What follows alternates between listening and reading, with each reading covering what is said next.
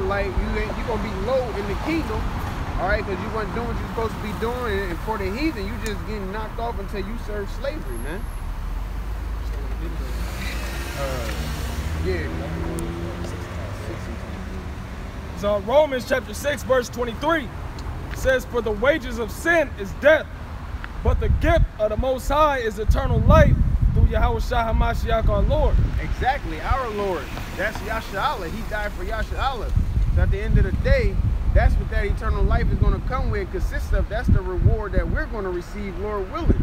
All right? Is that salvation, and then on the flip side of that, our kingdom, man. Okay? But like it says, sin is the wages of death, man. So every day you sinning, all right, you just basically putting more investment into your debt. Hey, because that scripture was meant for everybody when it said buying out one sin upon another, for one now shall not go unpunished. That was for everybody. You know? Esau binding all these things upon in the book of Psalms, it says that Esau keep doing these things because he don't think the Most High see his ass, man. He think the Most High forgot. But we just read it. They blinded by their wickedness. We just read it. You know? It says, as for the mysteries of the Most High, they knew them not. Neither hoped they for the wages of righteousness, nor discerned a reward for blameless souls. For the Most High created man to be immortal. Esau he wasn't made to be righteous, man. He was not made to be righteous. He don't care about us being righteous. He don't care about the world being righteous. He want everybody to follow his lead, man. He want everybody to follow the road to perdition. And people make questions and say, well, why do you say that? Look, we're not dealing with emotions.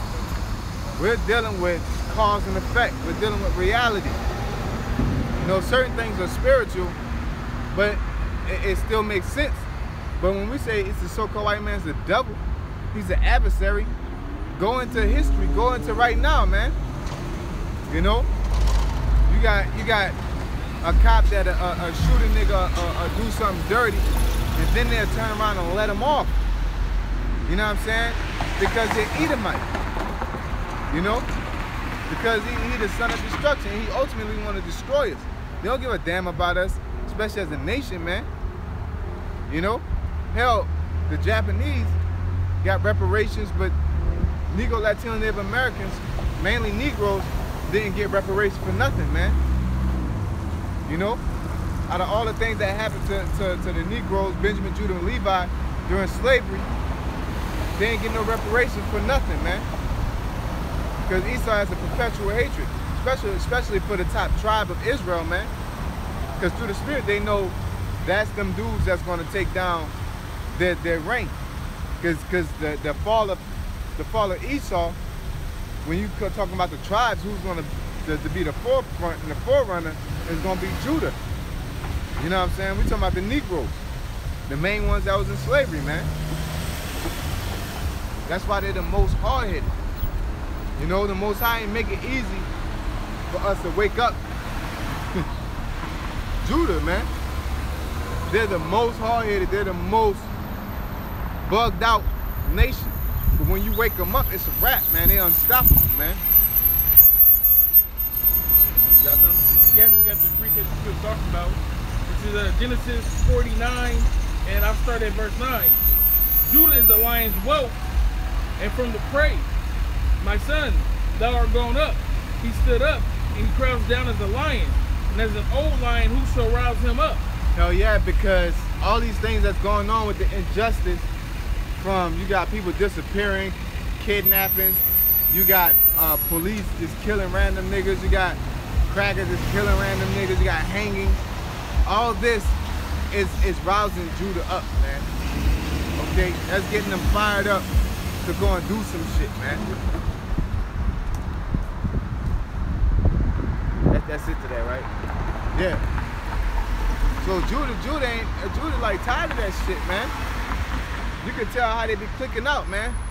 I was watching this one video, man. They had a so-called Hamite. He was a Judite.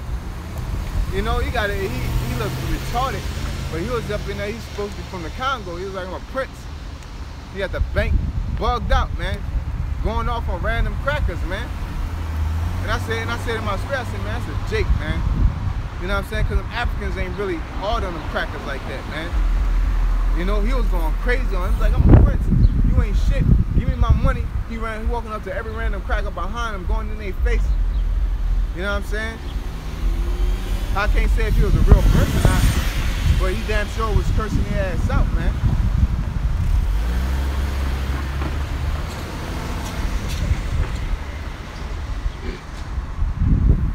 Wisdom of Solomon 2:23. For the Most High created man to be immortal and made him to be an image of his own eternity. We know that righteousness is immortal. That's according to the first chapter of Wisdom of Solomon. Go ahead. Read it again. For the Most High created man to be immortal and made him to be an image of his own eternity. Yeah, the Most High made our people to be righteous. He made us to follow the laws and the statutes and commandments. Man. He made us to be upright people. But the next verse is going to prove it. I'm not going to jump the gun.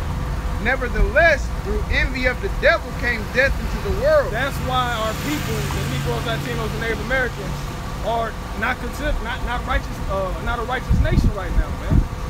We have a bunch of wicked people in this world because of the so-called white man's devices. Hey, the enemy of the devil came with Adam and Eve, you know, because he seen that we were made a little bit less than the angels. Yeah. And he was like, man, you know, if you extrapolate, he's like, man, fuck that shit, man. Why these niggas deserve all that? Why they get this? You know? But it's not like he took it up on his own reconnaissance to do what he gonna do. Do what he's gonna do. He's just a natural hater. That's what's in him, man. You know? Satan is a natural hater of the righteous, man. The scriptures tell you that in the book of Sirach. It says, "It's light is set against darkness," man. That's what it is. What the fuck you expect light to do against darkness? But to be the polar opposite, man. Decepticons and what's the other niggas?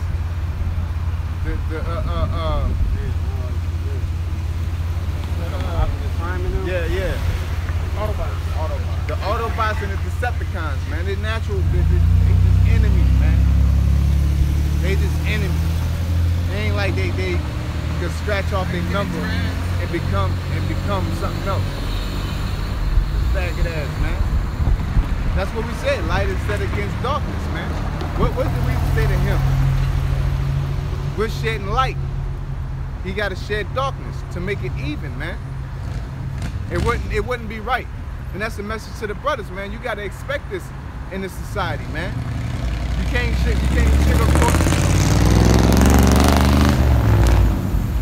sugarcoat your health. Yeah, I walk through the valley of the shadow of death, I shall feel no evil, man. We're life, and we're walking through death. So it's like you gotta fight through that shit. I was telling my missus today, I was talking about a whole different fighting style of just pressing forward. And she asked me to say, well, what that mean as far as the truth is concerned, man? I mean, sometimes you can't skill your way through shit. You gotta actually just go through it and bite down and go through that shit, man. And that's America, man. I can't sit here and get a certain job. I can't get a certain woman. I can't have a certain kid. And I can't strategically pick at and get it a certain way that I can make it through America. You know what I'm saying? Make it through Babylon. The fucking, this is hell, man. I can't decorate my hell to the point that I can comfortably get through it. You know what I'm saying? Dealing with our curses, you just gotta bite down and walk through these fucking curses and just take the punches, man. You know? It's like when a running back run through that hole and everybody got them little pads and they hit, you just gotta go through that shit. You can't sit there and be ducking and stepping back. You ain't gonna never get through that shit, man. And then it's crazy because the thing I learned is your balance will be off. Y'all about to see my shit about to die. Your balance will be off, man. If you go to try to be all, sometimes you just gotta get your shit, your foundation strong and just walk through that shit, man. Your mind gotta be set on getting the fuck out of here, man. You can't sit here and say, well, I'm gonna get a woman that's gonna help me, a strong black woman or a Puerto Rican or, well, shit, she gonna help me. I'm gonna get a good job so I ain't gotta really worry about the oppressors of Esau. You know what I'm saying? And this and that. You know, no, man, your foundation ain't gonna be solid. The moment you get knocked on your ass, it's gonna be very, very hard to recover. So therefore, you gotta like certain things like, but the difference is on being skillful is being out here on the highways. When somebody approach you and they try to ensnare you and trap you up, you gotta be witty with your scriptures, man. You gotta be witty with your words. You know, you don't jump at the bit with them and go straight. Sometimes you could do it, but a lot of times you just, you know, judo. You hit their ass, you chip, boom, use their momentum against them, type of thing. You know, but when coming to these curses, you just gotta eat that shit, man. Cause what the fuck you gonna do? You know, it's just like being in the fight. Once that bell ring, what the fuck you gonna do? He's gonna punch you. Leave out the road for it. Yeah. Can't leave out the road. Can't like niggas be playing it. You go out of bounds, go all the way across the street and shit. Like you can't go over there. Yeah, yeah. You know, like that's cheating. You know, you get the keys from mom and chill in the car and shit. Man. Once you 10 count when you leave the ring like wrestling. Yeah, once you're an Israelite, it's like shit. Them curses gonna come down on you. Ain't no ducking them, man. You know, but me and the brother was talking about on the polo the other day.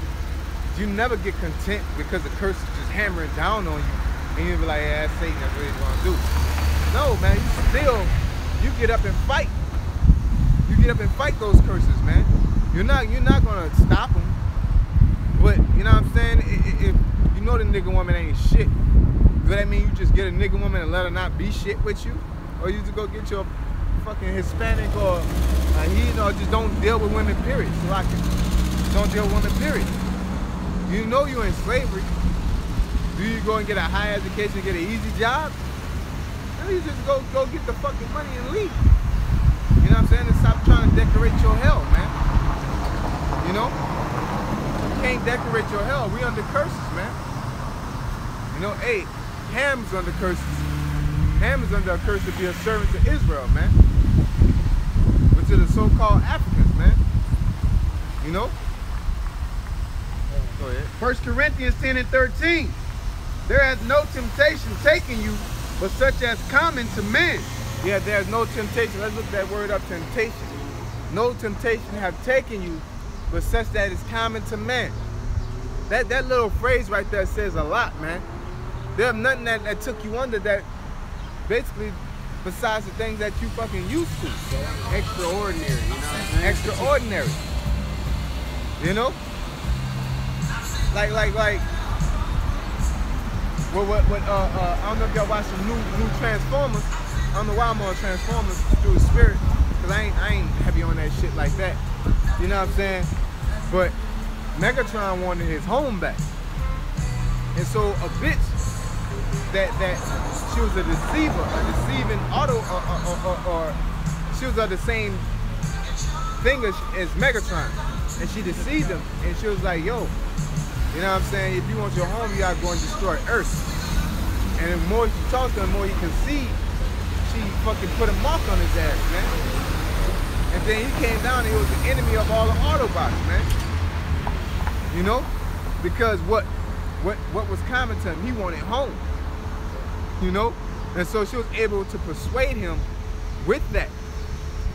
You know? So what do all Israel want? We want peace.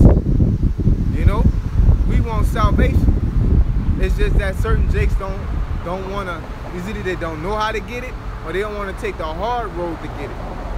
That hard road is saying, I'm not going to get a lineup to get the baddest bitch. I'm going to keep my beard.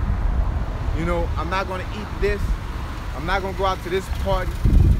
You know, I'm not going to live my life where I'm popular. You know what I'm saying?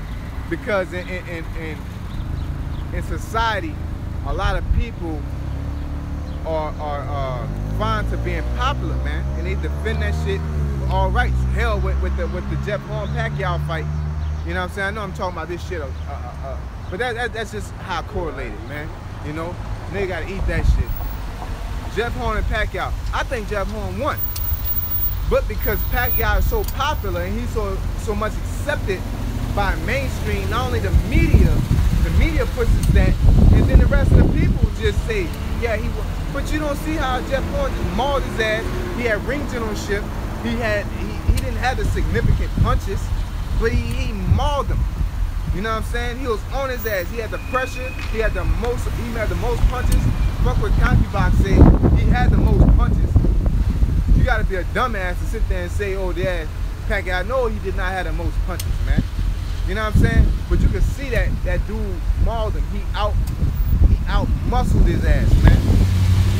You know what I'm saying? And because it's popular to say, oh, Pacquiao got it stolen from him because Stephen A. Smith gets on TV, then you say it. That's the same thing with the truth. We out here, we're telling you some shit like we're telling everybody Jeff Horn won. You know? So what we're saying is that Negro, Latino, Native Americans are true Israel. We're the only ones who receive salvation. That's not the popular thing to say. It's real easy to say everybody gonna make it and you can go about your day at work. You know what I'm saying? You can sit there and eat fucking pork and go about your day and be friends with these fucking heathens, which they don't give a shit about us, man. They don't give 2 cents. They don't give a fuck if we live or die, but you willing to conform to their society and be a part of what they saying, man. You gotta get that in your mind that fuck these motherfuckers, man. It don't matter. Only reason why you kind of been to their shit is whatever your goal is. If you at work and you don't want to get fired because you got to feed yourself and your family, then you don't just go in there and curse them out. You don't want to get your food spit in, so you don't go to Chipotle and curse them out.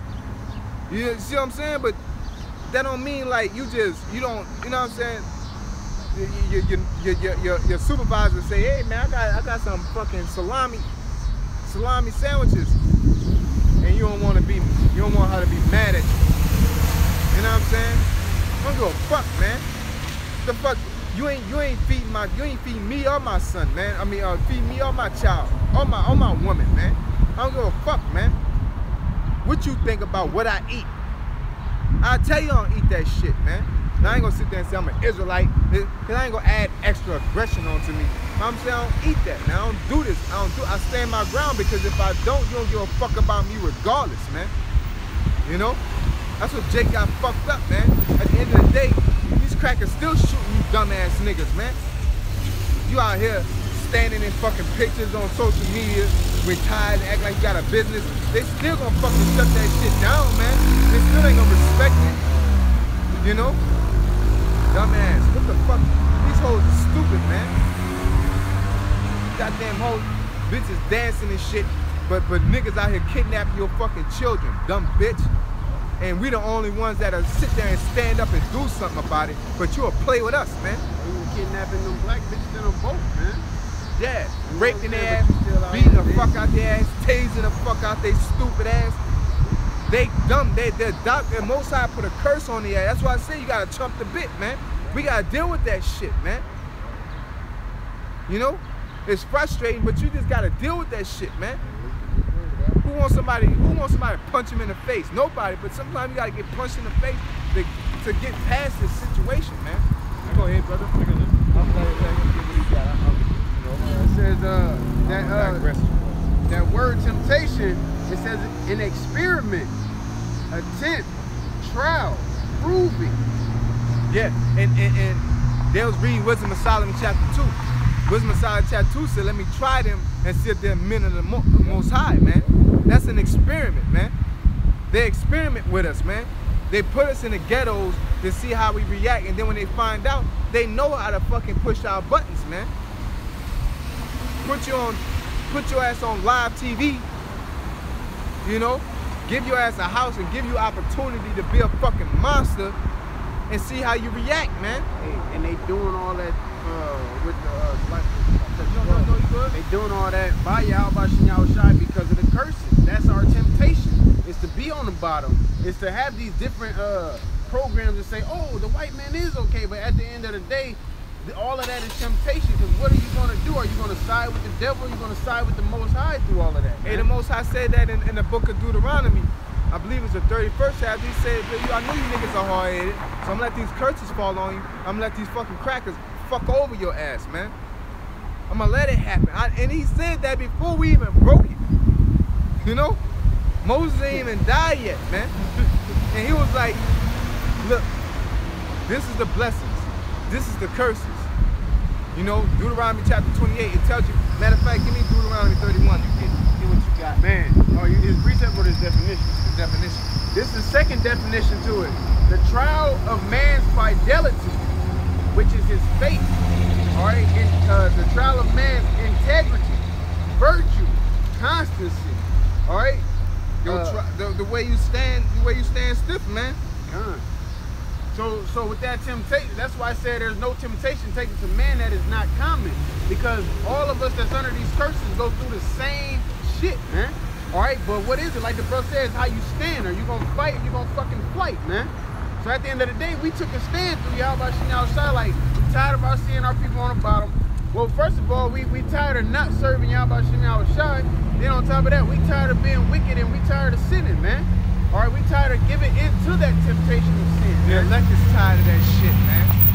You should be tired of fucking up, man. That shit should be played out, man. Like bitches tired of getting cheated on. You should be tired of just fucking up, man. You should be tired of fucking waking up, having to go to fucking work. You know, like fuck that shit, man. That shit whack as hell, man. Tired of when you're doing something that ain't against the scriptures and your woman getting mad because you fucking with another woman, man. You gotta hide and sometimes I get tired of hiding. Like fuck that shit, man. You know what I'm saying? Like yeah, I was out there with the bitch. You know what I'm saying? Now what? You know? Now what? Now. Yeah. You know, like you should be tired of that shit, man. Only bitch ass niggas is not tired of this shit, man. Why the fuck you not tired of being at the bottom? What type of man are you, man? You're a fucking crawfish, man. You know? You're a crawfish, you're a bottom feeder, man. That's what you are. That's why you content with being at the bottom. Ain't no way you good. And then you want to talk around king. You're a crawfish calling yourself a king, man. You are, what's old boy from Little Mermaid? Sebastian, man. Sebastian, nigga used to wear a crown and shit. Try to hang around royalty, think he was something and shit, a spiritual advisor. That nigga, you're a fucking crab, nigga. You at the bottom, man. You ain't shit.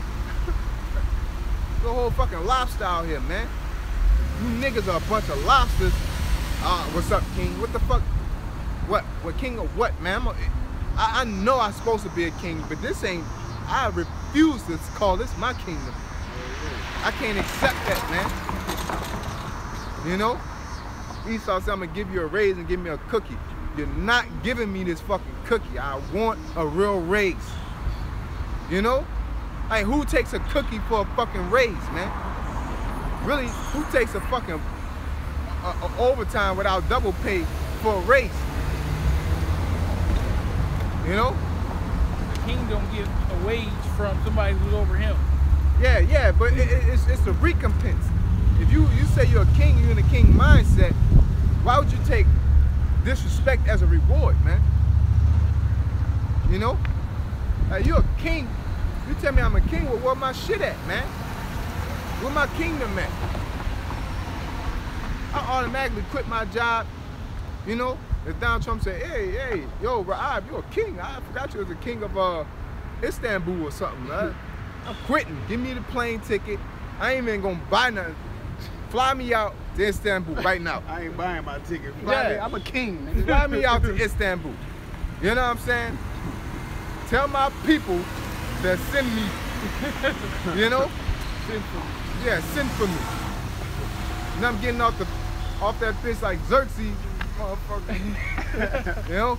That's because you actually want to be a king. But if you're a bottom feeder, well, I'm a king because I take care of my woman. Hey, crackheads, two crackheads do that shit. The fuck difference you are, you know? You ain't no fucking king for that shit. You're a king by controlling things. I refuse to accept that shit, man. Niggas be, that shit pisses me off amongst other shit, man. Hey, what proves that, man, when you read in First Esdras, and it said which one is mightier, the king, the wine, or the woman, man. You know what I'm saying? At the end of the day, truth prevailed, but the king was up there, man. There's many things that can be mightier than, but the king, he said, because I can tell him to go do this and go do that, man. You can't do that right now, man. And Yasha Allah is above all nations because we possess the truth. You know? We're naturally rulers, because we know how to decipher bullshit, man. We keep it real, man. You know, that's why we're naturally ordained to be kings of the earth, because we're true. If you going through and you starving, we're not gonna have our people starving come over there and come help you. We're gonna help our people, then we're gonna help you, man. Get the fuck out of here, man. That's yours. For right now, it's your problem. But when we govern, everything's gonna be regulated so balanced, but yet we still gonna be on top. That ain't nobody gonna be worried. When the righteous rule, people rejoice. When the wicked rule, people mourn. Okay? You got that? You got something? Get that scripture that you have. Okay, yeah. This is 1 Ezra chapter 1, verse 50. It says, nevertheless, the power of our fathers, of their fathers, sent by his messengers to call them back, because he spared them in his tabernacle also. But they had his messengers in derision, and look, when the Lord spake unto them, they made sport of his prophets. Yeah, that's what they do right now. They make sport of us. It's a play with, man. Bank head bouncing. But y'all ain't gonna do that with the fucking police, man. That's why Most High gonna fuck your ass up, man. Because you have knowledge of a repercussion. You have knowledge of authority, but you don't have faith. The Most High, you can't sit there and say, oh, I didn't know. Lord, I'm like, you read the Bible, you know the prophet, you don't play with fucking prophets.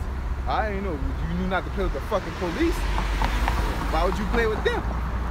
They're above the police, right? The people I send is the police. You know? But you playing with the so-called white man's, you won't play with so-called white man's authority, but you'll play with your own authority. The Most High even said that, man. He said, the stiff-necked people, I'm going to send you unto them, though they ain't going to listen. A prophet's not accepted among his own people. We're out here for our own people. We're not out west, man, like half you niggas kissing the so-called white man's ass. We're not up there talking to him. We don't give a fuck about these crackers, man. We're out here for our people. But then y'all quick to say, oh, they do this, they do that. But you don't criticize nothing the so-called white man does, man. Donald Trump is doing all kind of madness. All you do is fucking retweet shit, man.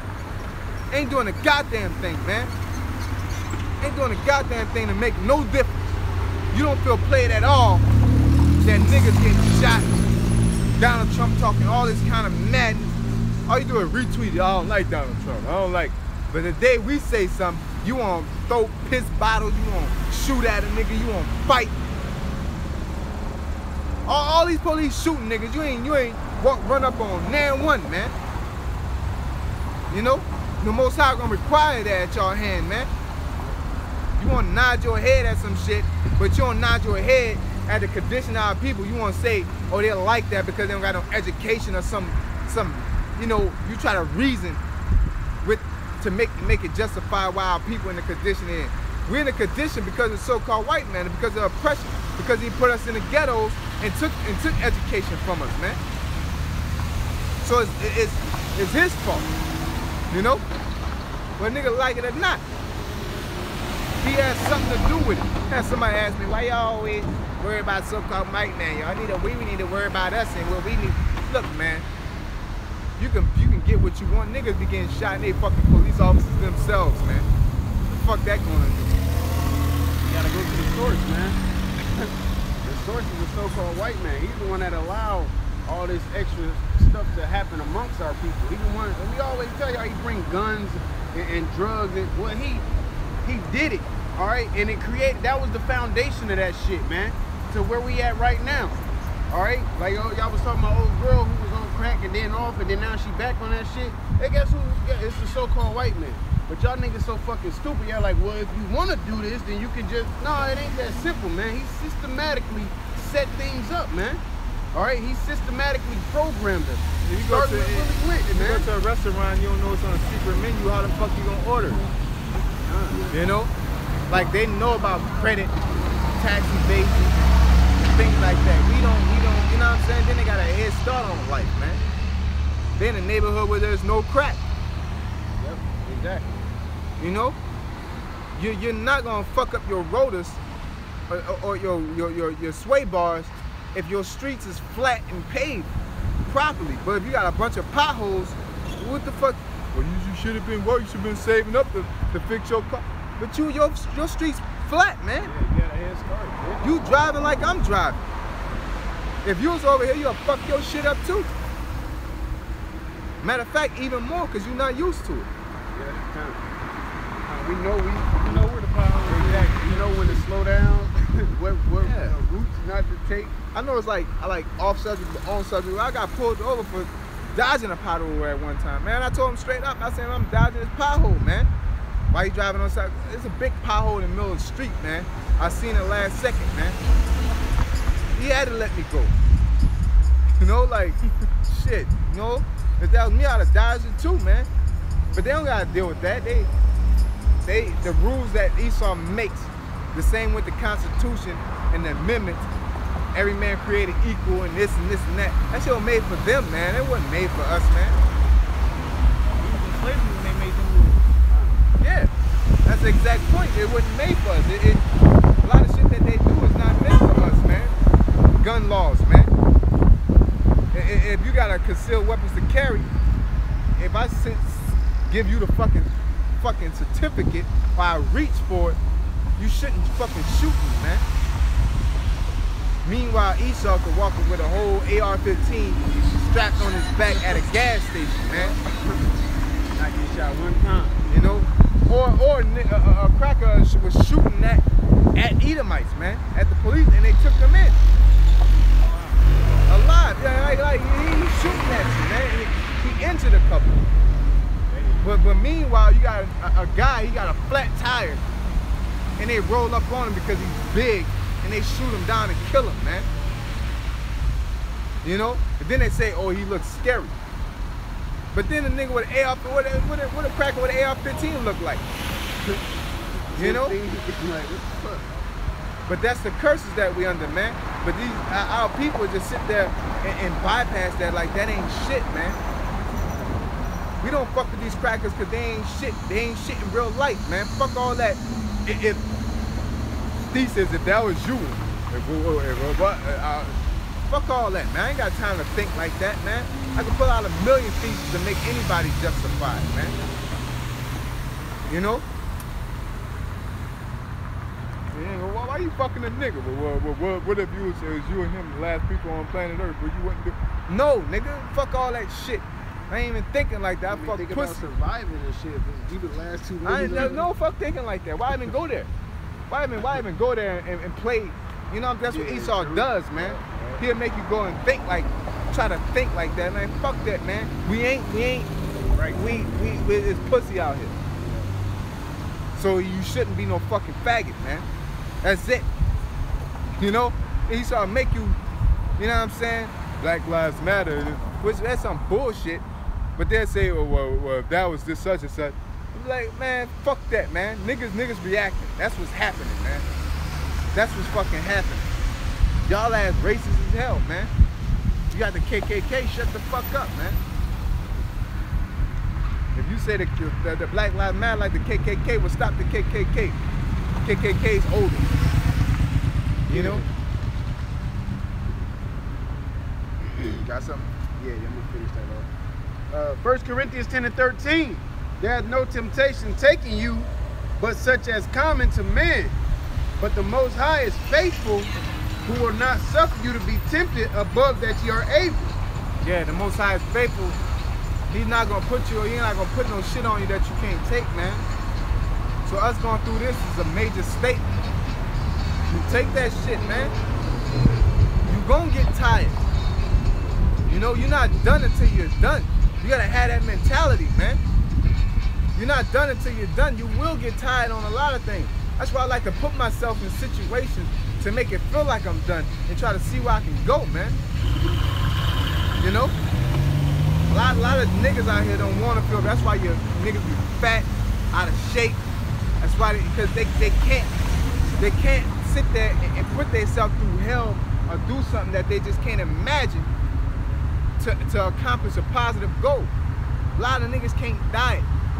You know, a lot of niggas can't cut weight. A lot of niggas can't exercise. You know? Put themselves in a situation to say, I gotta do this. You know? I gotta like come up. I gotta get out this hole. You know? In order to get out the hole, you gotta go jump in that motherfucker and figure it out. Go ahead, y'all go ahead and go get some lemonade, go to Chipotle. I'm about to figure this out. Because there's millions of holes out here that Esau's digging for me. You know what I'm saying? So I gotta figure out how to get out this hole, man. How you doing?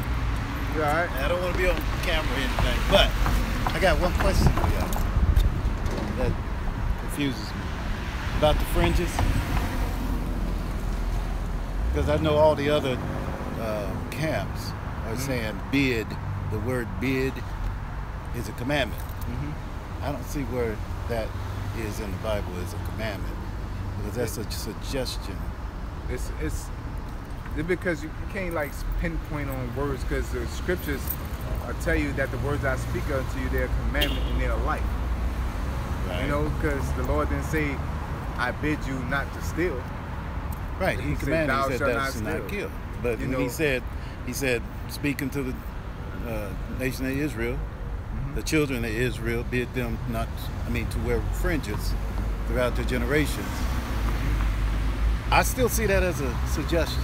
He said, because that's a way of reminding you of the laws and not to break them. There are some people that knows those laws and will not break them, whether they have fringes on or not. Yeah, so I'm thinking it's a suggestion if you're weak at that. No, it's a paradigm of how to operate, but that goes with the uncircumcision. You know, with the Gentiles didn't wear fringes.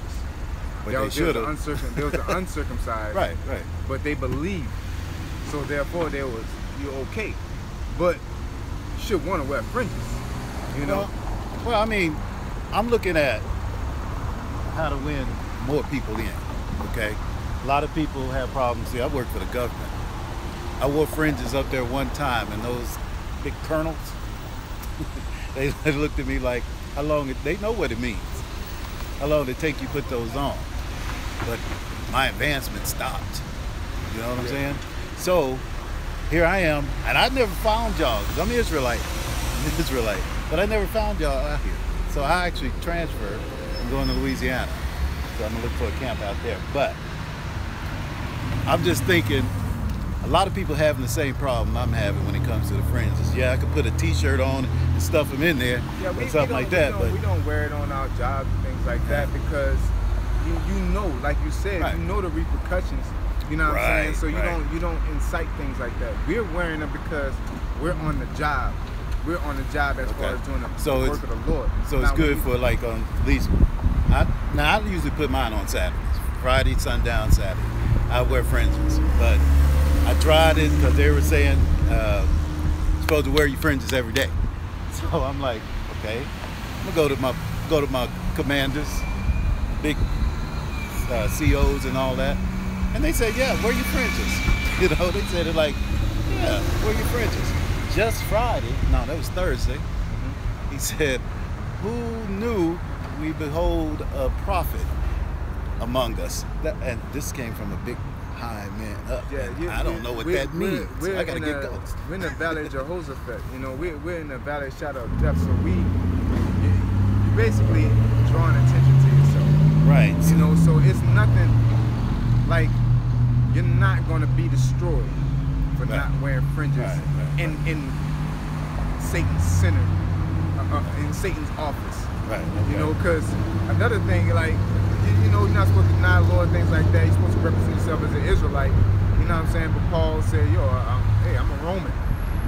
Because of the laws at the time. Yeah, he knew, like, you can't kill me. You can't do this. You can't do that. You know, so if police are doing this, I tell them, I pay taxes. I'm an American citizen. Right. Does that mean I'm denouncing my nationality? No. I just know how to play my cards. You know what I'm saying? So, or another example, like me and the brothers always talk when we first came into it, is when you go up to the McDonald's, and say, give me another one, you white devil. you're gonna get your food back. Right. Yeah. Why would I do that? So I'm gonna just say, give me a number one, thank you, have a nice day, and get my food and go. Okay. So it's not, you gotta know, it's a So is there a scripture I could go to? Because there are some that saying, like in other places I see on YouTube, they can walk by without fringes. That's one of the sins they point out. You know, is there? I got two for you. It says, be not righteous over much.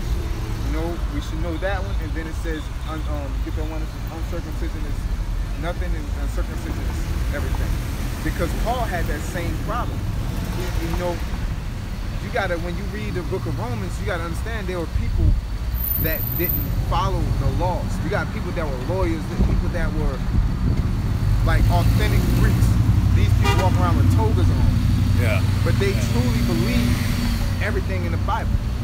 They wasn't physically circumcised, but they truly believe everything in the Bible. And Paul accepted them. But the old school Jews was like, nah, they ain't circumcised. Paul was like, man, they believe. They believe. That's all that matters. So whether you got this on or not, whether you got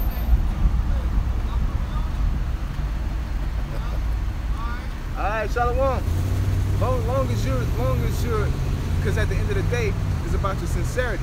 Yeah. The man that was sitting on the cross next to the Lord, right? When he said, "Give me salvation," did he have fringes on? Did he put in any work? No, he had faith. He said, "I believe that you're the Messiah. I want salvation. I believe." And he said, "Well, you accepted into the kingdom of heaven." Boom. Okay. That man had no fringes on. I got another question. This is the issue that I'm coming up with when it comes to marriage. Okay, I know about Corinthians and what is it? 1 Corinthians chapter 7. I understand that, but nowhere it speaks of. Well, it says you could divorce if your spouse proven for it is defiled. Okay, if you could prove she's defiled, that's what you mean, defiled? Like adultery or fornication. She goes out and cheat on you. That's the reason for. The scriptures say if a woman goes, he said he didn't intend it for that to be like that. It says Satan came in. If a woman goes as thou was not have her, cut her off and give a bill of divorce. You know what I'm saying? You know what scripture that is? It basically if your woman, if you say, you know, hey, you know what I'm saying? Okay, how you doing today? She's like, shut up, I'm about to go where I want to go. And she just leave and do what she want to do and you can't control her, right. Then you can cut her off. You know what I'm saying? But it wasn't meant to be that way. It's just that since Satan came in, got onto not only us, but also our women to act like that, then it's like, I can't deal with you. You know? See, and that's what I was thinking. I'm thinking because she's bound to the laws just like we are, you know, when it comes to marriage. She has a role to play just like the man has a role to play. Right. So like you say, if she's being obedient to your man, especially if he's following God's laws, is one of her roles. And that could be one of, if she don't want to do that. Believe in the truth. As long as she obeys, right. Then right. It don't matter. And if she doesn't, you're the man. She could be a Muslim and you can be an Israelite. Right. As long as she say, okay, I'm a Muslim, I'm not gonna pray up in here, I'm not gonna bring no shrines up in here. Whatever you say this household run like, I'm rocking with that. Or just like in generic society, we all got women. All our women ain't in the truth. You know what I'm saying? But they say, okay, you're going to camp, or you about to go do the work. I'm fine with that. You know, as long as we get to go to spaghetti works Thursday night, I don't care. Right. That ain't got nothing to do with nothing. You know, that's not, oh, you got to be in the truth. You got to have your head covered. You got to do this. You know, because like you said, Corinthians tell you that how do you know you shall save that woman? Right. Or how you shall you know you should save that man? Well, I guess my question was, what establishes what's defiled? You gotta love it. Hey. You gotta stick together. You gotta love it. Yeah.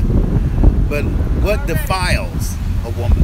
I mean, because the way I'm reading the scripture, it's saying you only can get divorced if she commits adultery, which adultery is she's defiled. But I'm seeing it in a sense that if she's not obeying, according to Corinthians, she's not obeying, she's defiled as well. Yeah, because you gotta, once you extrapolate back then, we knew the rules. We didn't have our women just getting buck wild, talking crazy to us, saying, no, you ain't gonna do. I'm the one that wear the pants type of mentality. It was back then. You would hear about the guy that his woman, his woman ran off a horse. She went to be a horse. She went mess with other dudes, and he went and got her and brought her back.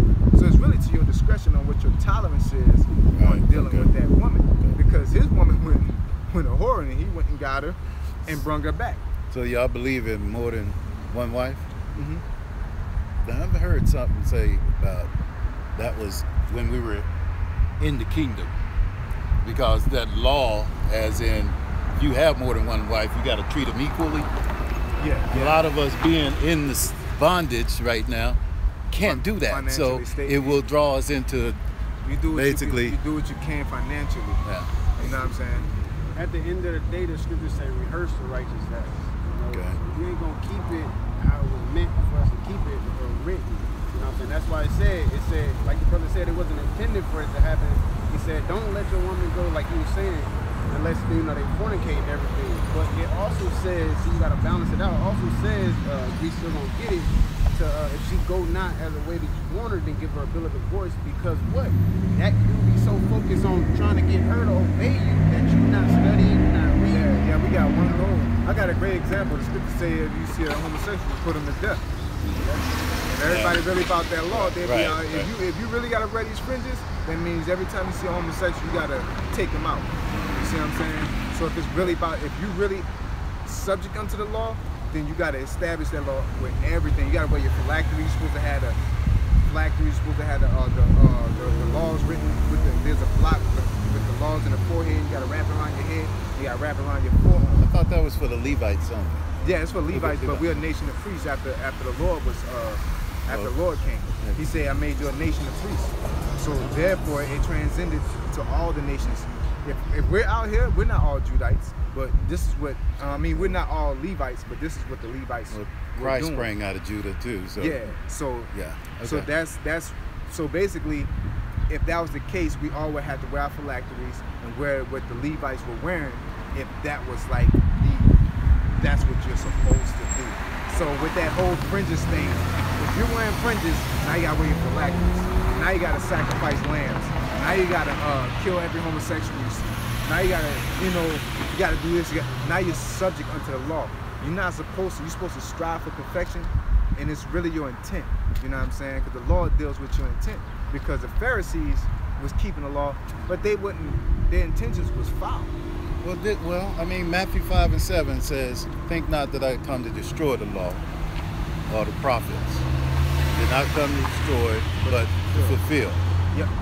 Now, the laws that he fulfilled is the sacrificial laws, the Leviticus laws of sacrifice, right? Hey, I got a question. I got a question for you. How many people did the Lord baptize? None. Yeah, John the Baptist did. That's like technically a law to baptize in order to accept somebody into the Lord. It became spiritual. Right. So a lot of things was eliminated. That's why I brought up the circumcision and uncircumcision. When the Lord came, that circumcision and uncircumcision became spiritual more than physical, because a lot of people were out of touch with a lot of the customs. You're a grown man and you uncircumcised. Like that ain't what's up to get circumcised at that age. You could, or I got a tattoo. If you get a tattoo, you're supposed to get the tattoo removed. You should want to, but since I got a tattoo, it don't make me wicked for having it. You should after get the it fact. removed, because he said you're a new creature once you come into the truth. So whatever is done, right? So if you got it on there, just don't get no more. Sin no more. So it's like that whole mentality. Okay. Because beforehand, if I got a tattoo, I gotta go sacrifice a lamb. I gotta do this. I gotta do that. So we're dealing with when people say this is the law, and if you don't obey it, then you ain't right. They ain't dealing with the Lord anymore. You know what I'm saying? They're not respecting what the Lord bled for. Okay. Because if he bled for it, then you can say, well, Because another thing is, what if I'm riding on the city bus and a woman sit there and she's on a menstrual and I sit there? Yeah. You know? Yeah. Well, you're unclean, supposed to be. Yeah. So it's out of my control. Well, okay. So I want to get this. I want to get that one. The woman. Yeah. With the woman.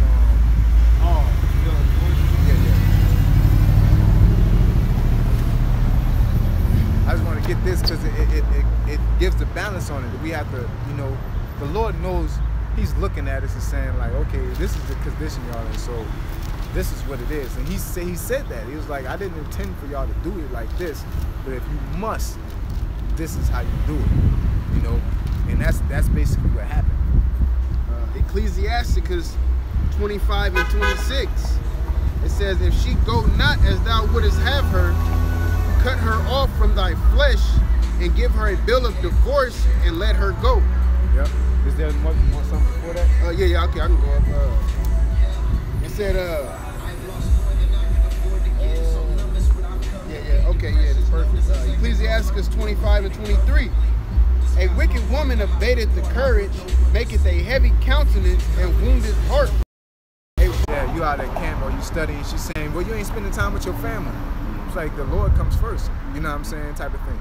Because when Peter left, Peter had a family, you know, and the Lord had a family, you know, and they came looking for him, and he said, I got to do the will of my Father. They didn't say, you know, yo, you got to come deal with your family come. No, it's like there's a line drawn in the sand on what you got to respect and what you got to let me do. You know what I'm saying? That's how it is with your wife. If your wife, she could believe in whatever she want, but if she say, okay, the line drawn in the sand that when you're teaching or when you're doing a lesson or when you about to go have camp or when you're studying, I leave you alone. She could be whatever she want. That's okay, you know? Because they had a man that was a Greek and a woman that was a Jew that dealt with each other in the scriptures, you know? So I want to finish this out real quick. It says, of the woman came the beginning of sin, and through her we all died. Give the water no passage, neither a wicked woman liberty to gad abroad. Yeah, you don't feed her energy. You know, if you know she ain't right and she telling what she telling you to do ain't right, you don't feed it. You know, like, you know, sometimes you gotta go. Okay. You know? Now, this is my situation. Okay. I went into celibacy for a long time, okay? And finding a wife, all right? I'm in betrothed. I have betrothed a woman, all right? But when she stepped to me, she knew Israel already. She was saying some of the stuff back. I'm like, okay. So, I'm gonna be honest. I think it went a little too soon, okay? Now I'm worried. Now she's going left. So, what do you do? Can you just say, I mean, now I'm, If she's you know, not, I done actually crossed the line here. if she's not disturbing your peace, you know, then, you know, for me personally, I'd have let them go where they want to go, and eventually they'll float away if they're not meant to be with you. You know what I'm saying? But I'm not just gonna let you say, oh, I'm about to go to the club and hang with Tyrone. You know what I'm saying? But at the same time, if you say, you know, oh, I believe in this and you believe in that, you tripping. It's like, whatever. Just make my grits and eggs and type of thing. Well, we didn't win as far as we got the marriage license having gotten married. Because now it's all of a sudden she's doing whatever The Lord don't count that though. The Lord don't count that. The Lord dealing with y'all when y'all physically got together and what y'all intentions are. Right. So that's what my intentions were to marry, but it seems like she was faking it. You know what I'm saying? And long as she doing the So once y'all got the papers, she kind of started going left? See, but it ain't no ceremony, it ain't notarized, we ain't went through no ceremony. Oh. But I think in her head, she's like, I got him, and now I do whatever I want. You know? So I'm like, can I place a judgment on that, saying, okay, she's defiled. She wants to go and hang out over here. She stay gone 2-3 days, this and that. But the scripture say woman's supposed to be keepers at home. Right. That's what I'm saying. She ain't doing nothing. So if you're doing that, You know what I'm saying? It's everything is within the scriptures. If your scripture says you're supposed to be keepers at home, and that's your preference. Like there was a man that his woman went a whore and he went and got her, but King David, that one, she just said something sideways to him and he shut her up. You know, so it's based off your discretion. It's like, you know, if a woman goes, if you don't have her to go, you can't sit there and say like, okay, I want you to go to the strip club and start stripping for me. Go do your thing. You know, but if you're saying it's righteous, like, you know, yo, I don't like that. You know what I'm saying? Don't stop doing that. You know what I'm saying? You know, be reasonable. But me, I'm probably more lenient than you are. But if you're like, I don't want that, you need, you know, in the scriptures say you're not supposed to do that, then, you know, like my woman covers her head, his woman don't cover her head, but he, you know, he's with her. You see what I'm saying? So it's based off of his discretion. You know what I'm saying? If my woman didn't cover her head, I wouldn't, you know, at this point I wouldn't care, because I really don't want to deal with all that stress. You know what I'm saying? Because I'm the man, and I'm going to dictate whether we get salvation or not. Now, a woman could do it too, but in my case, I'm out here doing the work. I know about being Israel. I'm striving for perfection. And if she's like, she believes Jesus is right and all this, and you can have that. I know for a fact that the Lord is who he is, and I know I'm drag us out of this into salvation. You can believe in what you want to. But if it's to the point that you're tearing away and and I gotta come chase you, and nah, I'm going this way. I got one more question, because that makes sense. Now this is deep. Now I didn't know if I was going crazy when this happened, but I got it on film, okay? Because I was going to actually make my videos and start teaching. Now I'm sitting up in my home.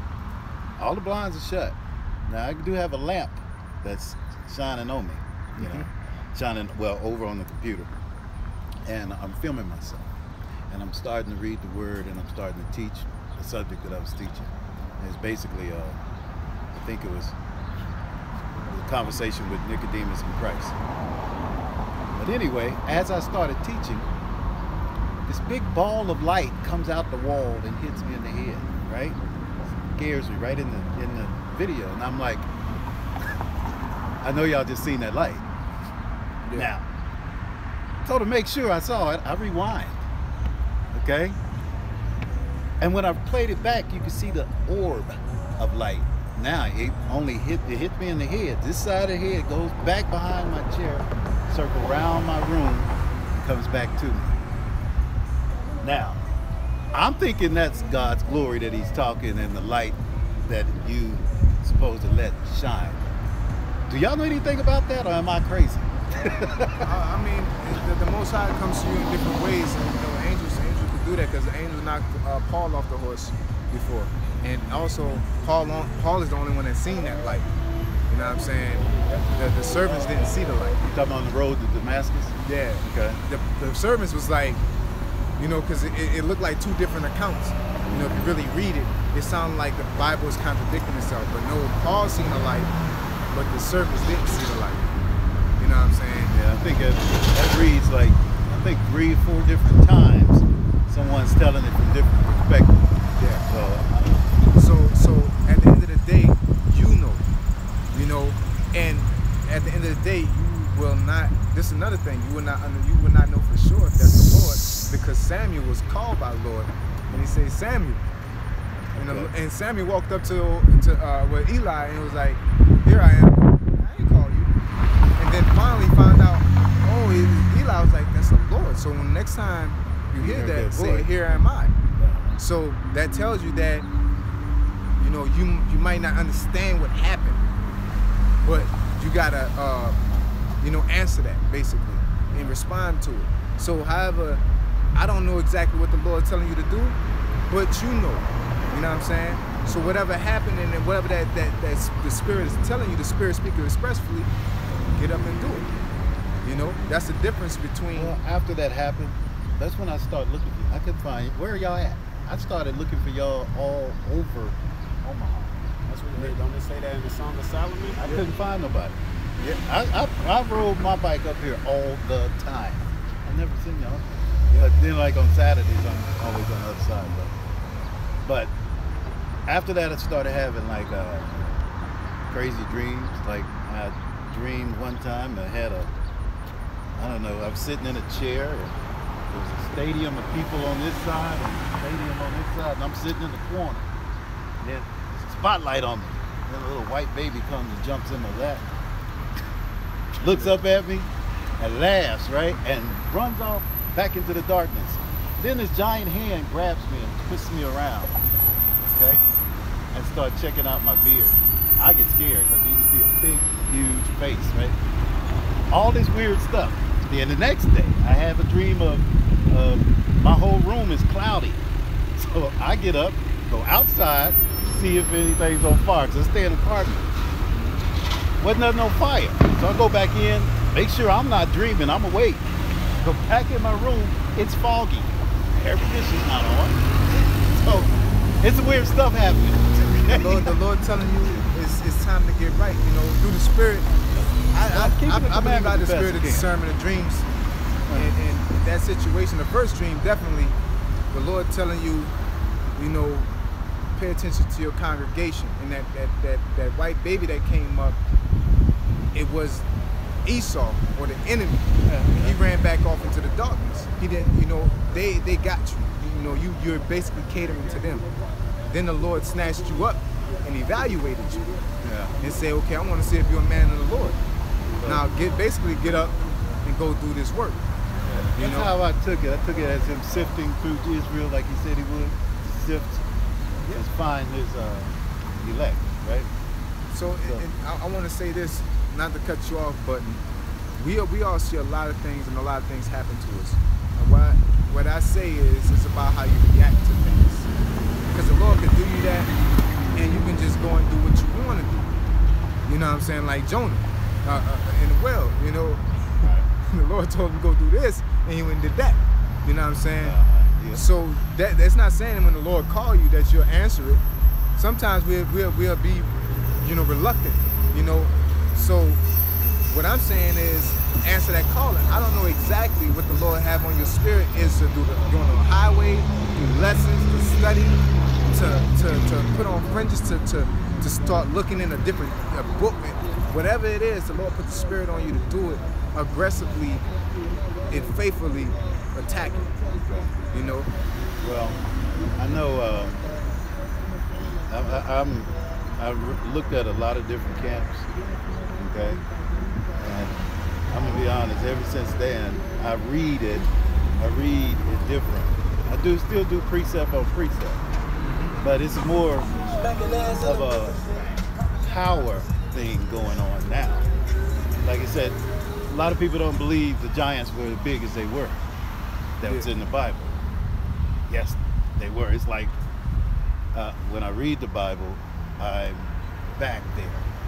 Like you say, you read it, you remember. I remember instead of just learning it. It's like I was there. Okay, so these giants, and then this power. He said he'd be giving you his glory. Now, I know in these days and times he said there would be no miracles and all that stuff, but I think it's getting pretty close. Okay, here I am. I work in the neck of the beast. Okay, that's for I ain't gonna say it on y'all. But I work in the neck of the beast. Okay, and it's powerful people. They say move, things happen. Okay, so I see a lot of things going on. Okay, and like I say, I looked for a camp here, and I looked for as long as I could.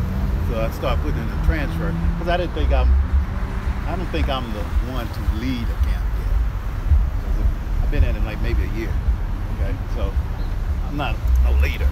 So was looking for a camp, and I know I still got some flaws. I'm not perfect, like, you know. Do some work, but I'm just wondering if y'all seeing when they speak of glory in there, God's glory, is that what that means?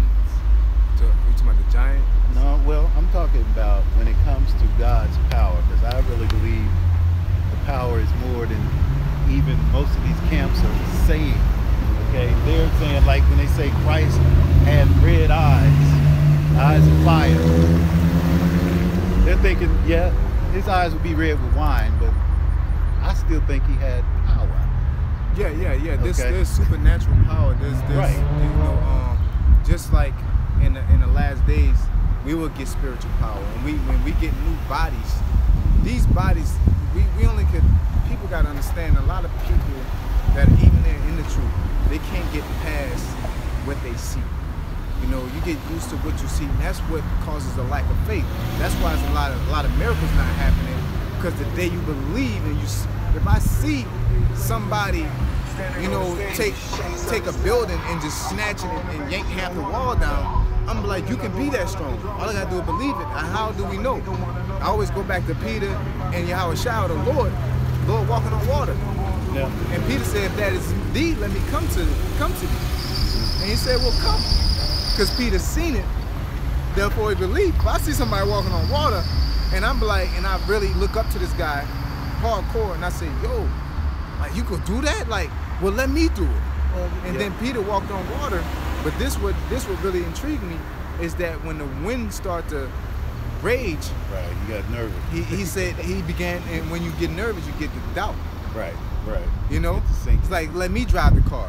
I let you drive, you hit a bump and it start wiggling, and you get scared. Yeah. And I grab the steering wheel. I'm like, I told you can drive. Why are you having doubt? Don't, just Right, do right, it. right. So that's the same thing with us. If we've seen all these miracles happen, we'll have these powers, but it's not meant for that yet, because right now it's meant to be for the extreme faithful to earn the kingdom of heaven. Not the people that say, I gotta see the Lord do this and that and to believe he's gonna come. I gotta see spiritual power in order to believe I can get spiritual powers. But the scriptures say a wicked and adulterous generation seeketh after a sign. Right. You know what I'm saying? So So there won't be a sign. all this is all faith. It's all salvation is based off faith. You're not saved by the laws. You're saved by faith. That's what the scriptures say. You know what I'm saying? Because everybody would. If they knew when the Lord coming, they'd just try to be right before he comes. This is the thing of endurance right here. Or they might not even really believe. They just want to get superhuman strength. Right. I mean, so is there a scripture in there that says that is going to happen only when Christ comes back? Because I know, I really feel like, I told you, I read this differently. When the sky parts, that's a lot to that. Hey, I know UV rays and all that stuff is going to part along with it. Okay, so a lot of people say it's going to be the bombs and the exploding and all that, World War III. But the chariot's going to be involved in it too. The Right. chariots of Yahweh Shai is going to Right. be involved, shooting Right. lasers, shooting beams. Right. And not only that, but you're going to have the elect of Israel coming out of heaven. When it's talking about that ladder, it's not talking about like a different world coming to this world. It's talking about Israel, the elect Israel coming down from them chariots, and they're coming with that supernatural ability, and we're gonna be the ones to reconstruct the world. So when we go, because what's gonna happen is when the thermonuclear is hit, America's destroyed, and all this happens, then you're gonna get the other nations are gonna battle and jock for position. And they're gonna think, oh, the Israelites or so-called Israelites, they're gonna say, oh, the blacks are gone, the whites, the America's gone. Now, China's gonna say, oh, I want this position, and they're gonna be fighting. And then we're gonna come back, and it's gonna be like, oh snap, these dudes are back. And when we come back, we're gonna come, like the Lord said, I'm gonna come in my glory. When he come in his glory, you're not messing with him. He came as a man before, so when he said, I come in my glory, obviously the glory is not to come as a man, to extrapolate that. I'm looking at the body of Christ. It's like what I experience. I think each person that is keeping the commandments. I'm gonna be honest, I haven't found this in the Bible, so I shouldn't even be saying it. But when you keep the commandments, God fills you with light. Okay, and that's what he means by let your light shine before men. A lot of people is just saying, my righteousness, yeah, I'm keeping the commandments. You see my beard, I'm wearing my fringes, I'm doing that. That's one appearance, but there is another light. It's the knowledge and understanding. It's the way, because what we was talking about ain't really got, certain things we're talking about really got nothing to do with strict commandments. We're talking about his fringes, okay to wear everywhere. And we was like, nah, that's not like straight commandments, so that's not light. That's not, or if they think that's, oh, light is straight commandments. No, what we was talking about is the understanding on how to get salvation without, stressing yourself out. You know what I'm saying? Of course, you got to go through some mud, but you got something. Yeah. Go ahead. This is St. John 13:46.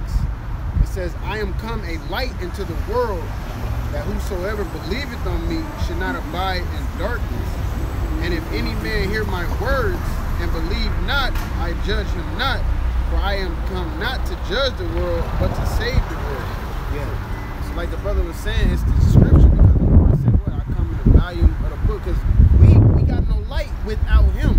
Matter of fact, Isaiah 8:20, if they speak not according to this doctrine, therefore is no light in them. Therefore it's all about this. That's why this is not us, it's all about, that's why we gotta come out the scripture. We can't. And if your light shines, how can you become light if you never had it at a point? What is the actual light? It's the faith and believing. Right. It's the actual keeping of the laws.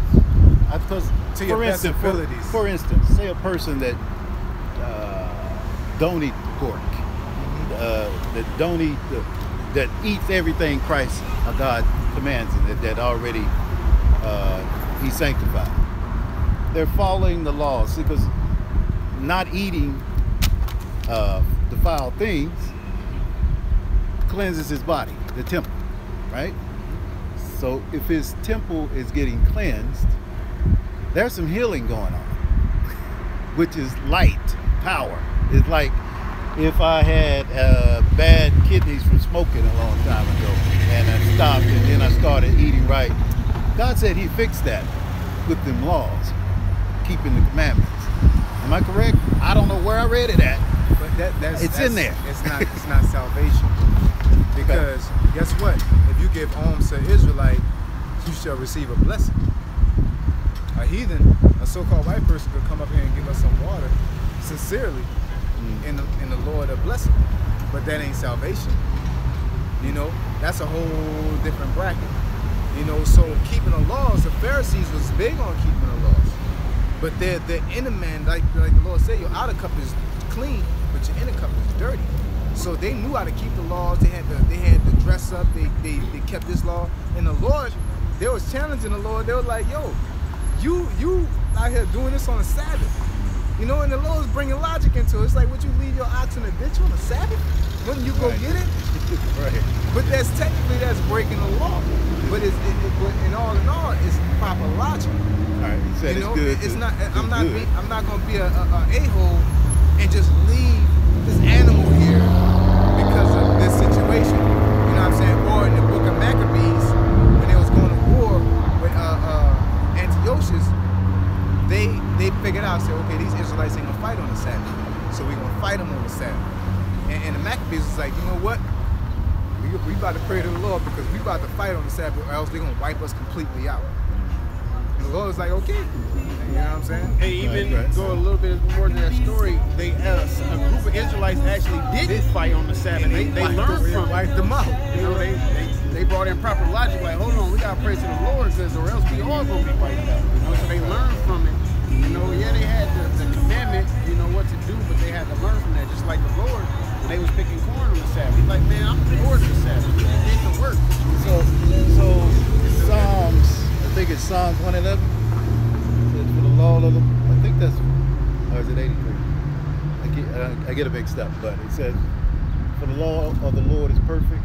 It converts the soul, making wise the simple.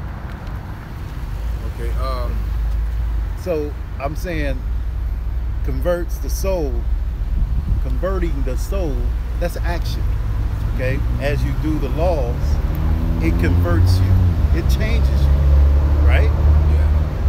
Now, when Christ, I forgot who it was, or some man, I don't know if it's a disciple or not, asking, what shall I do to inherit eternal life? He said, good master. He called him good. Christ answered, why are you calling me good? There's none good but God, but one. Okay. Even Christ, when he said that to me, wasn't that perfect.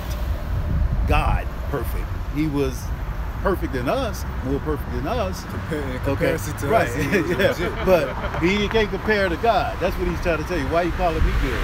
So in that conversion, in other words, the laws of the Lord is perfect, converting the soul.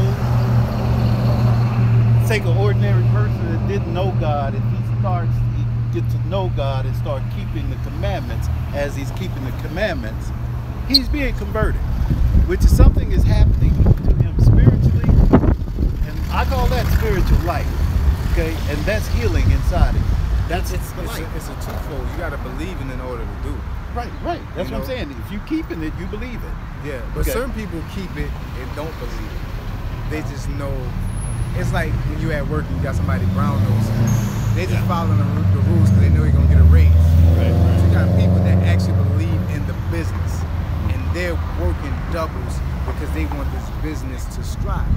So I say that to say this: the Bible says the law is good if a man uses it lawfully, which tells you what a man can use it unlawfully, which is what the Pharisees were doing. They were being overbearing with the laws. You know, because, for example, if you owe me money and you're supposed to pay me, there's a scripture we was reading the other day that the servant, the master, the servant owed the master and he couldn't pay it. So the master was like, all right, I'll let you go. You know what I'm saying? And then the servant had another servant that owed him money and he beat him and was like, I ain't gonna let you go. You know what I'm saying? Because you owe me money. If you owe somebody money, you got to pay him back. Right. That's one of the But- laws. And Yeah, but the scripture said if a man don't have the money, you don't take his bed. right. So it also says don't hold his money till the next day either. Yeah. You Now know if what you I'm got saying? it, you got it. But Right. if you owe him, so it's like a aura of righteousness. It's not just set in stone. You owe me money, pay me. You know what I'm saying? It's like if you got it, give it to me because the year of Jubilee. You know what I'm saying? And you got different angles on how it works. Just like when you're dealing with a woman. It's like when you're dealing with brothers. You know, love ain't unconditional. It's conditional. You know what I'm saying? Love is the law. Yeah, love is keeping of the commandments. Keeping the commandment. Now, You know? Now, if there's a somebody last keep one. the commandments, but they're a-hole down to the rooter and the tutor. This is the last question. I'm gonna have to go. This one, which I think we as men, and I think that's what God said this. He said, "And my laws are not grievous." Okay? I think we as men make them grievous. Like, for instance, he said, "Thou shalt not kindle fire on my Sabbath." Sabbath day. Now, a lot of camps, I done heard all these camps say you can't cook on the Sabbath. You can't kindle fire on the Sabbath. Now, not understanding back then when they said that, everything they done Was work, in order. use fire. They had to build fire to work, make tools, to do everything they want. Okay. That was work, and that was the subject in that verse. Don't kindle fire on my Sabbath. Now, if you're at home and Legion cooking you some scrambled eggs, it's not a sin. I mean, it's so. And if we do, it makes it grievous. Okay, you know, now you don't it's want grievous. you shouldn't cook, but if you got to, it's okay. Well, this is why. This is It's- why I it's say that. not- See that light? 'Cause, That's fire in that light. That's fire every time we cut on something. Electric is fire. Yeah, I mean, Okay. it's getting too technical, but at the end of the day, we're in this place to where we'll be in a situation where we ain't eat all day and we work and it's a Sabbath and we gotta eat something tonight. right. So you gotta cook something. You know, I was with one of my elders and apostles, and we was during the time of Passover, and it was I think it was a Sabbath day, and we was making the Passover food, but we ain't have no regular food. You know what I'm saying? It just happened like that. He said, "Let's go to the store." I said, "Well, what's the Sabbath?" He was like, "You gotta eat." You know what I'm saying? Like, what, you gonna starve? You gotta eat. You gotta be productive on the Sabbath day. You gotta, so it's not. But now, that don't mean you go to the mall on the Sabbath. You see what I'm saying? It's like I'm about to, I just got paid. I'm about to splurge. sex. You know what I'm saying? Or sex on the Sabbath. You know what I'm saying? Now, if you forget or it got to be sincere. It has to be sincere. It can't be deliberate. You know what I'm saying? It can't be like you wake up in the morning with like, you know, you could have made something and avoided that situation and be like, well, Lord know. You know what I'm saying? It's understandable. The Lord know you work. The Lord knows how your day is. The Lord knows how sincere you are. I talk to a lot of people because, like you say, when I got all this light and this good news, the truth coming out, I was thinking I'm supposed to start something here. Okay. Now, the main issues that a lot of people don't come in is because I've seen a lot of these camps make the laws grievous, and that was one of the things. You can't cook on a Sabbath. He said, well, and I told him, well, you can't kindle fire. Well, fire. What's fire? He said, you can't use that. And I'm like, well, God said that you cannot kindle fire. He actually killed someone in the wilderness for gathering sticks to kindle fire. He said, but he was gathering sticks to what? Make a fire to make what? Weapons? I think that's what that was about. I mean, it's being too technical. If you gotta eat, then you gotta eat. Right. Whether you turn on the stove and you stirring that pot, it's still working. But if you gotta eat, you gotta eat. Well, I'm just You know saying, what I'm saying? and I understand. I understand it completely. It's just I'm saying a lot of camps are not getting a lot of people in there to join them because in reality, these laws, this book, this Bible, is nothing but the laws that of a powerful nation. Matter of fact, these are laws of a godly nation. Okay, these are godly laws. Hey, but the Lord, and also the Lord will provide a way out too. So He's not going to have you in a situation. If you're in that situation and you can't get out of it, like you got to cook, you have to eat all day because we're in America and they make you work on. You're not supposed to work on the Sabbath. Right. So what do you know? Sir, I got to work on it. You know what I'm saying? So do I call my boss? I'm not coming in today. No, I got to take care of my family. So I can't do that. So I'm automatically breaking the Sabbath right then and there. But that's on your walk to perfection. I mean, because like for a while when I first started this and started keeping the commandment, no, I didn't wear fringes to work. And the day that somebody said you're supposed to wear them every day, it took me maybe a month to actually go to my boss and say, hey, I'm an Israelite. I need to wear my fringes. They told me at the time, he actually said, he said, hold on, I'm gonna tell you what my boss said. He said, you can wear whatever you want.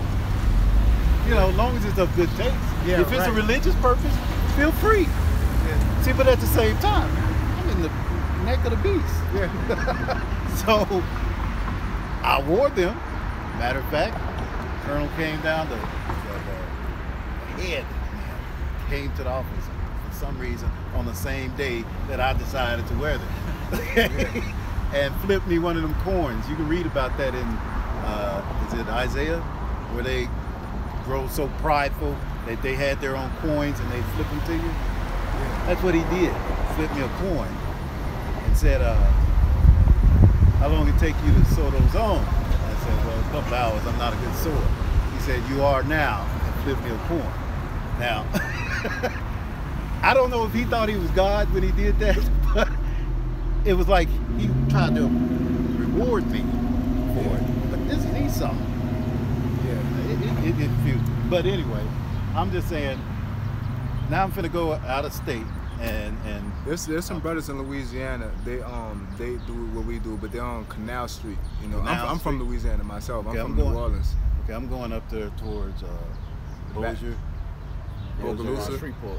Yeah, Shreveport. Yeah. Okay. Going up in that area. They got somebody in not Bogalusa, but Baton Rouge. Some brothers in Baton Rouge. And I could contact them, but you can see them. You know, we're of GMS. You know, the certain sect we are. Of course, we keep it frank. We're the group that nobody likes. But, I've heard of GMS. But we're unfiltered. We're straightforward, and we're not what people make us out to be. Well, I'll put it like this. Like I say, I look at a lot of different camps. I haven't joined one for the simple reason. I understand when he said, I have, what is he talking? I think it's in Revelation where he's saying, he talking to each church, Yeah. and he's telling you what each church had their issue in. Yeah, you don't Okay? have to join. You don't have to join the church because when the Lord was walking with the disciples, they seen somebody else doing the work, and the Peter and them was like, "Hey, man, who's that dude?" He said, "Well, if they're doing my work, like, leave him alone." Yeah. So we're not saying, "Oh, you got to do this or do that." You know what I'm saying? You got YouTube, you got the unicorn, you got the internet. So there's no way that you can like misinterpret. You know what I'm saying? I would say listen, because I'm a part of it, but I'm not saying listen because I'm a part of it. I'm a part of it because I believe everything the apostles been telling me so up until now has been edifying to me. You know, where I've actually learned the name from a different camp. You know, if they're speaking truth, truth is truth. You know, at the end of the day. But some things are just preposterous. Like you gotta wear your fringes everywhere. You can't do that. We're in the belly of the beast. You know, like that's like saying, you know, the Lord say you're not supposed to respect police, and now you gotta wear this shirt saying I don't respect police, and then you just go in the police station with the shirt on. Of course, you got to put another shirt on top of. You got to do something. Draw attention to you got to be yourself and smart. You know what I'm saying? Yeah. You got to be wise as a serpent, harmless as a dove. Okay. You know what I'm saying? So we're, you know, it's logic, you know. And at the end of the day, I say whatever the Lord's telling you to do, attack it and go and do it to your best abilities. Stick to the scriptures. Stick to the scriptures. Yeah, that's what I was going to say. I'm glad you said. Because I noticed when you speak those scriptures as it is written, when they say it's a sword, oh, it cuts the hell out of you. You can't do nothing about it. Spirit down. I mean, he may go into deep depression. I mean, everybody's spirit. Yeah, it cuts a woman. Cut you first, you know, and then you swing with it. Well, it cuts the enemy. Okay, and all the other nations are the enemy. Because I'm the kind that, no, I'm not on the street corner, but if somebody come up to me thinking they know the Bible, oh, I can bring it out, but I do it with my phone. Yeah. I'll look up one word to find what I'm looking for, you know, and we'll sift the whole Bible. Okay, here the scripture is right here. So I can handle the scriptures and bring it out where it's supposed to. But I notice when I do that, this person the next day, they almost walking aimlessly in traffic. It's like the wicked flee when no man pursue it. You know. I'm talking that book is powerful, and I don't think people really. And there's no knowledge in this society is trying to make their own Bible. They're trying to make this own theory and ideology and say that's better than the Bible. That's why they say, oh, that's an ancient book. That's the old, and you know we're in 2017. But the people still dying. You can't stop a tornado from hitting your house or your TT from getting cancer. You know, so like, who are you compared to somebody that tell you they can dictate who lives and who dies? You know what I'm saying? What grows and what doesn't grow. And we want to challenge that with the little knowledge that we have. Or if you put water on a plant, the Most High created water.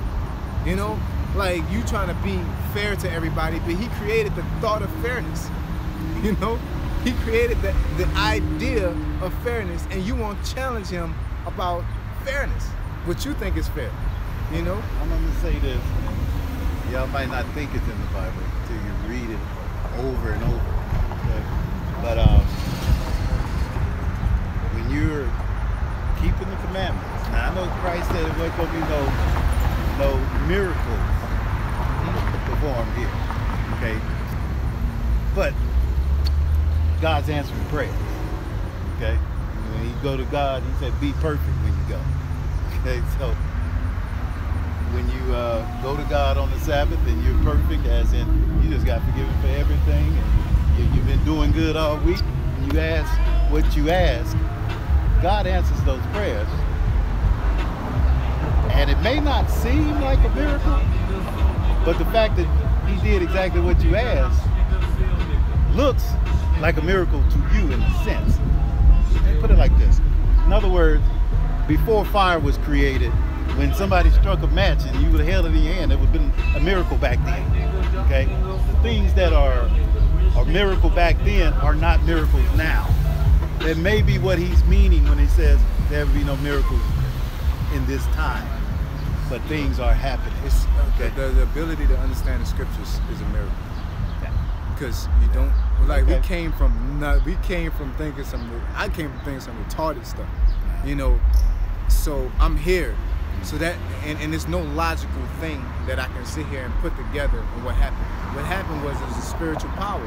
I always say the ability to understand and to get these scriptures out is a spiritual power. The ability to sit down and read and take in the scriptures is a spiritual power. It's just like you said. It's just that you're so used to reading things and getting it that you underestimate that level of spiritual power. Right. Because there's people that read this book in and don't get it. Right, and You know? like I say, and when you got it, you still, because even when he said when he's going to make leaders and all that, when you think you got it, you still need to be retaught before you leave. So because I think it's a spiritual level that you go on every time you get on another spiritual level and read the Bible again, he talks to you deeper. Okay, that's just my testimony. I know this. Okay, and there's things I'm seeing, but I'm just, y'all should have been here like some months ago. I wouldn't have ever put in for a transfer. It's a spirit. It's a spirit. It's a spirit. You know, the Lord got his reasons. All right, man. You know, so it's no biggie. You know, at the end of the day, the main goal is, Lord willing, we see each other on the chariots. Okay. Lord willing, we sitting here talking about. Remember what we was talking about on such and such street, 24. Yeah, and we laughing and joking. We on that chariot. Right. That's the goal. Yeah. You know what I'm saying? And that's something that we envision. You know, I wish I can be around everybody. I wish you know. But at the end of the day, the main goal is we on them chariots. We in the really getting off that chariot. Of course, when you're on the chariot, you're good. But we in the kingdom of heaven. We got our mansions, and we go and visit each other. I'm coming to your crib with a convoy of camels, saying, "Yo, it's me." Not open the door. I got the frankincense and myrrh. I got this. You're holding up. You need to let me in here. We about to party for 2 weeks. That's what I'm waiting on. You know, and that's what we are waiting on. So that's, you know, it's no biggie. You know. I mean, I just thought I'd stop because, like I say, there they are. Yeah. Finally. Yeah. So hey, it's but a little moment. You know, and you found what you're looking for. You know? But like I say, I'm on my way out though. I leave at the end of the month. Yeah, it's a spirit though. It's a spirit. It was a spirit. But believe you me, you know, we can go, but at the end of the day, we seen each other, and we're marked. This spirit, this situation created a mark upon the men that sigh and cry. You know, so I say, Shalom. May the Most High bless you on your travels. Make sure everything's okay. Like I say, we may meet again, man. But I'm glad I stopped and talked to y'all. Just the other day, I was walking around here to the store. I saw Christ. I'm talking. This guy was blowing, big white afro in a long white gown. I did a U-turn, and I'm like, you ain't gonna see him no, I again. didn't see him. Is it the bike? Or was I going too fast? I don't know what it was. Hey, but y'all take care, all right? All right, Shalom.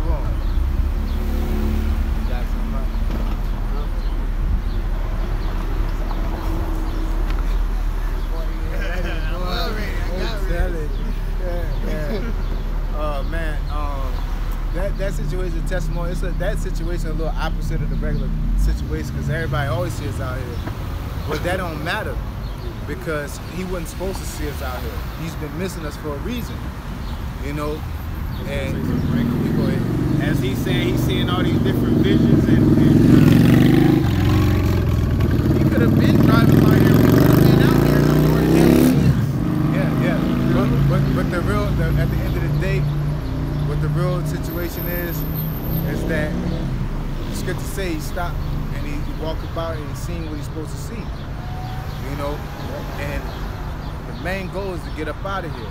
The main thing we was talking about is that, you know, it's not all about the law and it's not all about faith. You gotta have both. It's about your inner man. It's about, you know, faith is above all. Faith, you know what I'm saying? It's covered. You about to get that? Say covered. Say covered prophesying. But faith is very important.